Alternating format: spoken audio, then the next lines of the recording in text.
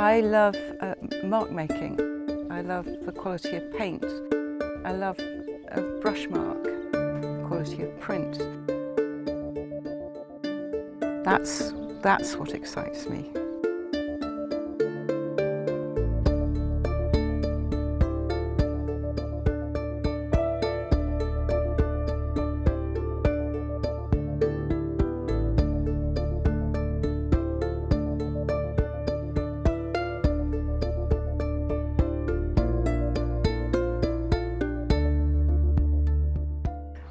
I want it to be a successful image.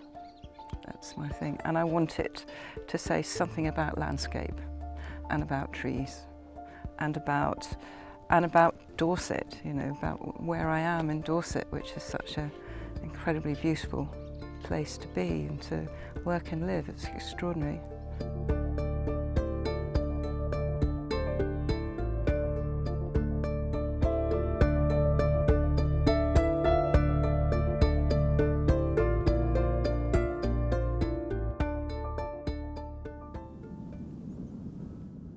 So we're on Eggardon Hill, which is an Iron Age hill fort in West Dorset. And it overlooks the Marshwood Vale and it looks out over the sea. And you can see various significant landmarks all around us. And I do an awful lot of looking and thinking. There's a kind of grammar to looking at a landscape. It's about writing a beautiful piece of prose, and you've got all the full stops in the right place and all the commas and all the semicolons, and you know, and it's how it all fits together. And I've always looked at landscape like that, really. But then you look also at the most prominent and most important part. And I would say for me it's that wood there, which is Knoll Wood. That's a hill called Knoll Hill. And I did a picture a few years ago, a very large picture, and Knoll Hill was centre. And then there was Golden Cap and Thorncombe Beacon and Shipton Hill and various other landmarks, as well as the Bellstone, which is that outcrop in the background, also featured in it.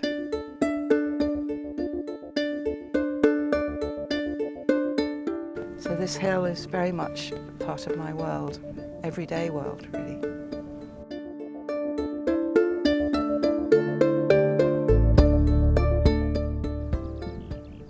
I know that triangle, which is at the head, at the highest point of the hill, which isn't actually the fort, so that highest point is Eggardon Hill.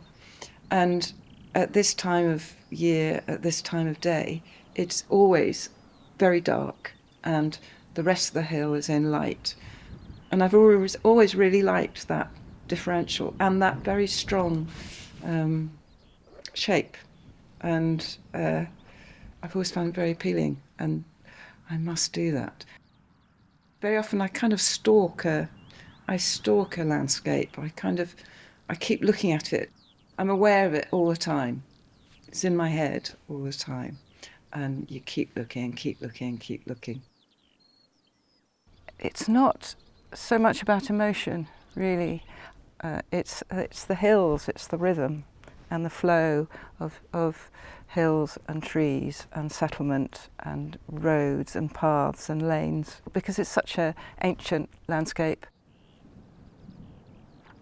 And then you start to look at it more closely, and there's all sorts going on. There's all sorts of shapes and lines and light and dark. And it's a really interesting thing to draw. You can kind of lose yourself in it. And I'm going to enjoy doing it, I think. Because it's not just, oh, that's the hill. It's like, oh no, that's the hill. And there's all these things happening. All these lines. There's all these lines going up, and then there's lots of lines going across.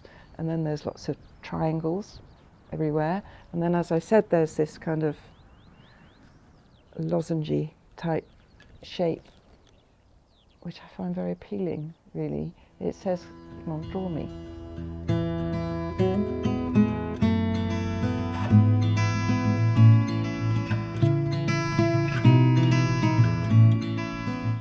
probably come up here and do some more drawing at some point. There's an awful lot in that view. It's great view. Yeah.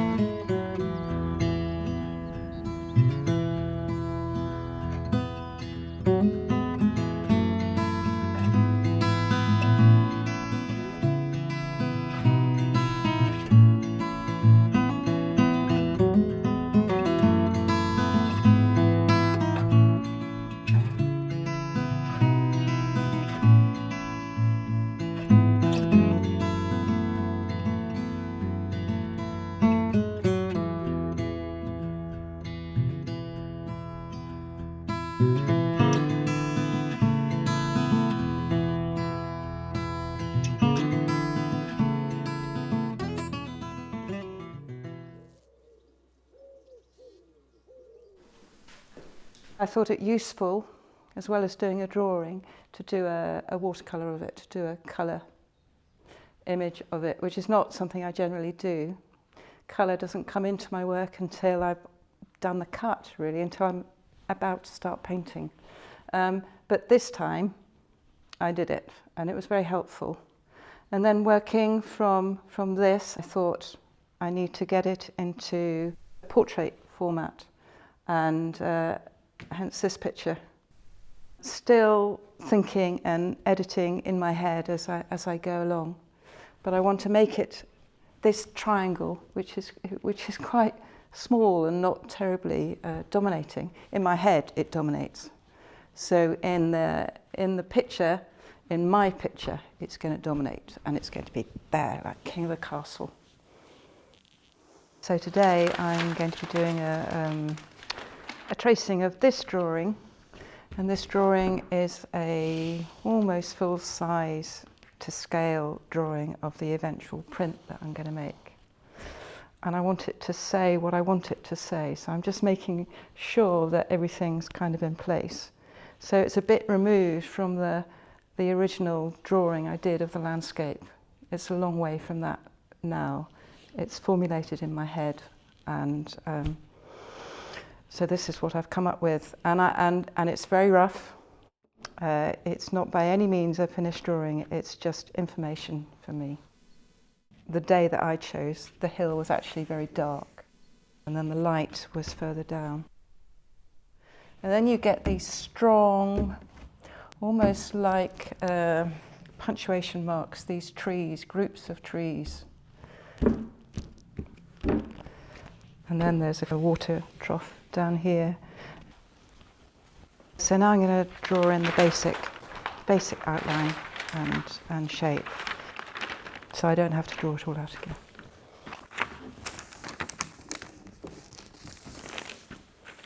I normally do sort of 3 drawings, at least 3 drawings.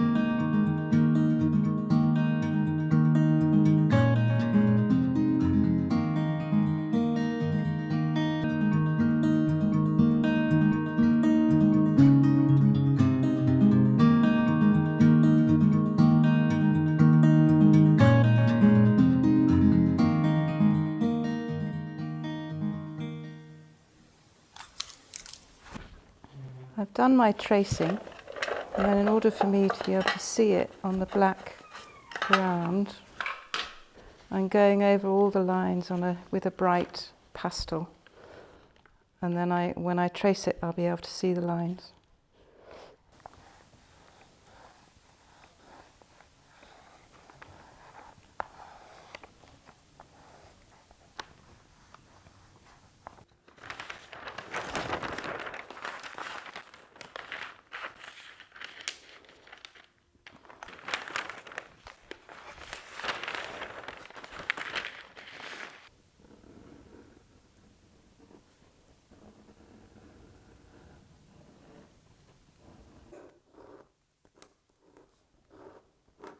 I'm tracing over it again so that it comes through like that on the back, on the actual board, and that will give me the placement for all the different elements, and then I can start working into it.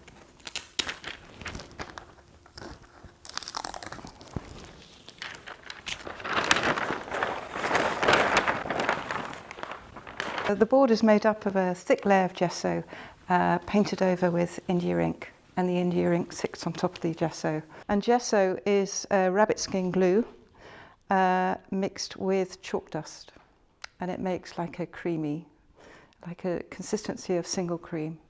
And you paint it on and wait till it dries, and then paint it on again, different direction.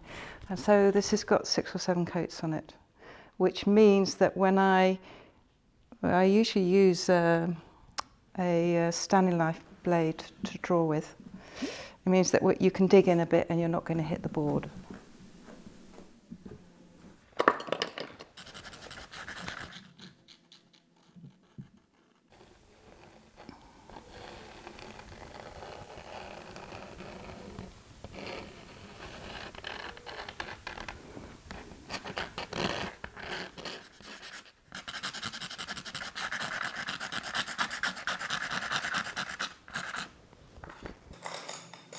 I am working on one large, there are 2 bushes, one large, one small, that are up against a hedge in the foreground of the picture. And the bottom half of the image is will be much darker than the mid section where all the light is. So that's why I've scraped away most of the black in the middle section. And there's much more detail in the foreground. And it kind of gives me some information, and then I'll move on to another bit. And then gradually it comes together. And there are bits of this that I really like, and bits not so much, so I'll have to go back and work on them. Or maybe change how I do them completely. I really like that tree and that tree. I like particularly that one. I like the shadows beneath them. I like the tracks, the hedges, and these 2 trees. The bits that I'm less happy with are these, because I think they're getting too decorative. And I can't decide whether I want it a decorative piece or more realistic, more textural. I'm in my 60s now, and I started printmaking when I was 13, 14. So it's a long time, and I've been doing lino cutting for a long time. But you're always picking up new techniques. There's always new ways of doing things, and changing and evolving, and I don't know, looking at things in a different way. Yeah.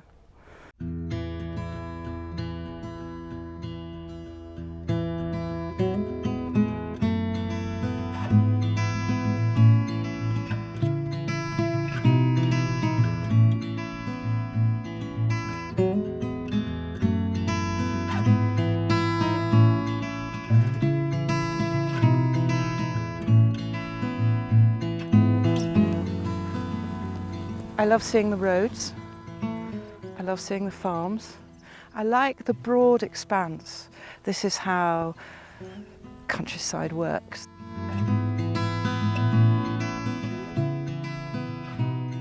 You know, all the little points of industry, all the connections, the woods, the shapes, the light, the geology.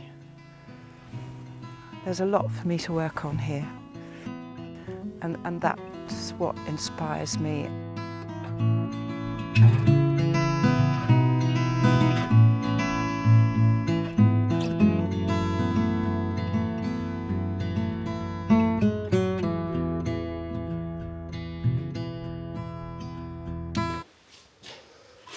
Graffito is that image over there, and that you finish it and trace it, and then trace it onto your block as a mirror image. People generally use ply. I'm just about finished doing the cut of this block, and these are just the final few lines that I hope will come out really finely well, I hope they come out, but they should be really fine. So you only see them if you're really looking at the piece. And then sand it down a bit just to make sure that there are no fluffy bits of wood. And then do a test print, which is always the most exciting bit, actually. So I think that this is pretty much done, actually, and ready to print. About 1982, I went to see an exhibition by Rao Fee paintings at the Hayward Gallery in London. I loved it. I loved the way that he didn't care about, you know, the line was kind of wherever he wanted it to be, and the colour was wherever he wanted it to be, and the colour was really intense and really beautiful, and it was all about mark making, and it was just fantastic. I went to see it twice. It was that good, and yeah, so he's the main influencer really. And then in the later 80s, I went to see an exhibition at the V&A of Edward Borden's work in the print room of the V&A, and he was not a perfectionist, although some might say he was, but his lino cuts were imperfect, and I really liked that about them. They were quite painterly in the way that he treated lino. So I think those two artists together are my main influences.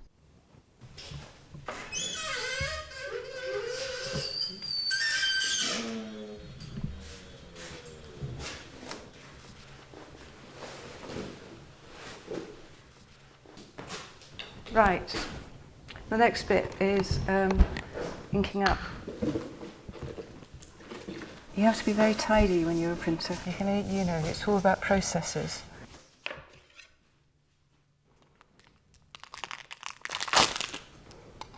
This is called extender. It's the kind of base and that you add pigment to. These are my pigment things. Now normally I use red or a vermilion as my underprint. But I think I'm going to use black today. That's the black one.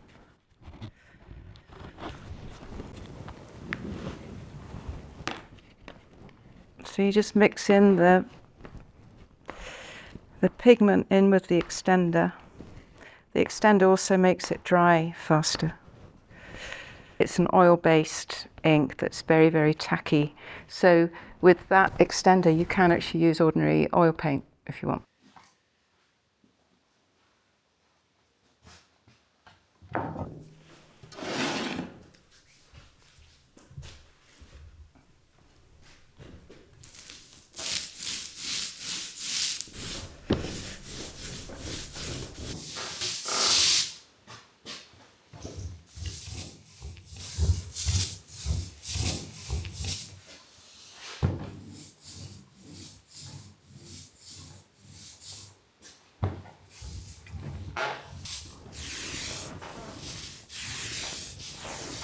And this bit's quite interesting because you begin to see it.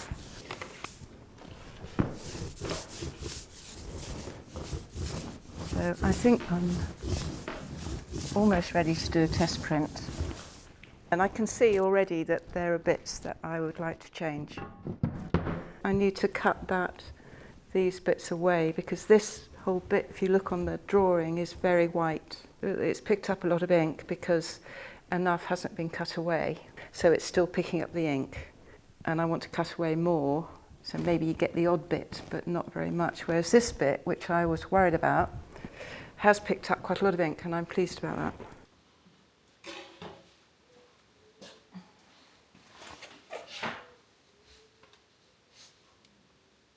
I mean, I'm quite pleased with it. You know, it looks all right.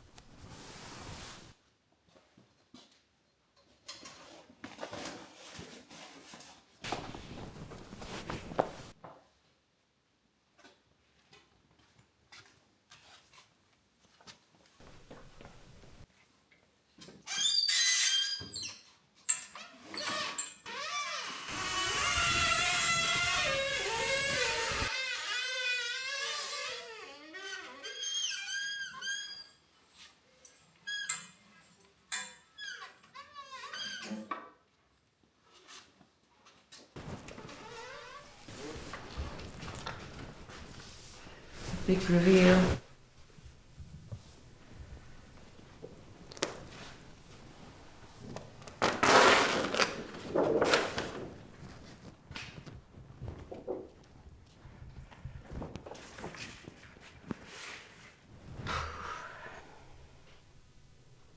I don't think it's too bad. I think it's all right. Needs a bit of work on it, but I think it's okay. What are you thinking? I'm thinking those stripes are much too loud, but I think that's okay. I think I've got to cut away this more. So these bits here, where it hasn't printed so well, and it's quite a strong line. So I've got to see them and ink them up more. Here has printed really well. Just needed to be inked up a bit better. This is paler just because I haven't put as much ink on it. But I like it because it's very textural and it's further away from you, so it should be softer anyway. It's right that the stuff in the foreground is stronger and darker. So I'm not too worried about that. I'm worried about those stripes. So I could, when I ink it up, flood that more with ink so that those lines just don't have a chance of printing really clearly. But what I am pleased with actually is the sky. I really like the way the sky's come out because that was quite difficult to do, and yeah, I'm pleased with that. That's good. Yeah, so I can't tell you where it's going to finish, but it will finish. But the next bit is colour.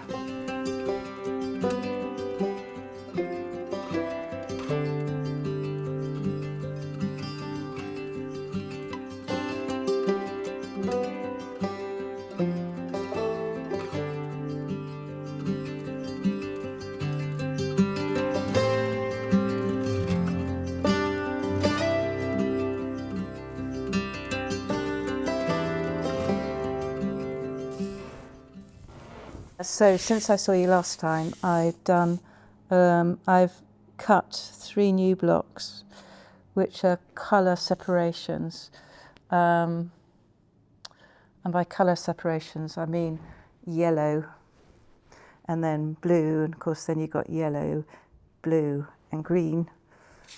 And then one final block, which is multicolour. So I roll lots of different colours onto a single block. And the version that I'm printing up today is not a straight woodcut, but it shows me where to put the colour. And here I'm just hopefully putting the block in the right place so that the colours, or so that it registers really.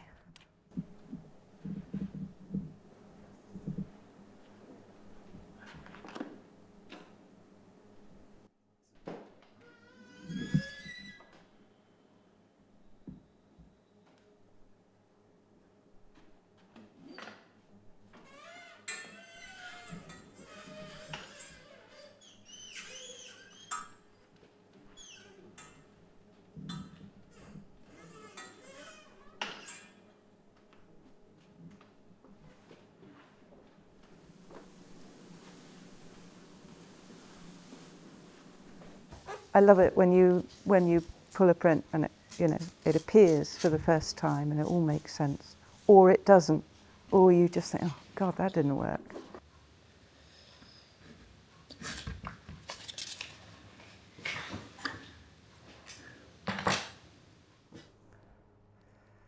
I'm quite pleased with that on first look. This is kind of late summer when there isn't much colour, especially this summer. The grass was this colour and the hill was this colour and there was a lot of brown. So I like the yellows here, the stronger yellows, and there's some stronger yellow here. I like the blue, but I might make these 2 bushes here, I might make them yellow and bring them out a bit more. I might put a bit more green into this bit here and also make the colour underneath these oak trees stronger. But that's quite small, really.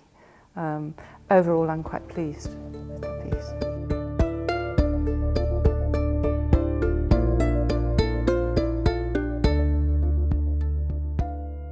I love Eggardon, and I love that view, and it's a view that I've looked at for years, and this has been a really good opportunity to make something of it. I've got a whole show in my head that I want to do, which is a lot of work, but I'll do it eventually. Yeah, so there's an awful lot here. I went driving around last week, just looking at landscape, and there's a bit just 4 miles away. I'd never really seen it before. Little combes and things that I'd never seen. It's just amazing. It's fantastic. So I think there's more for me to do.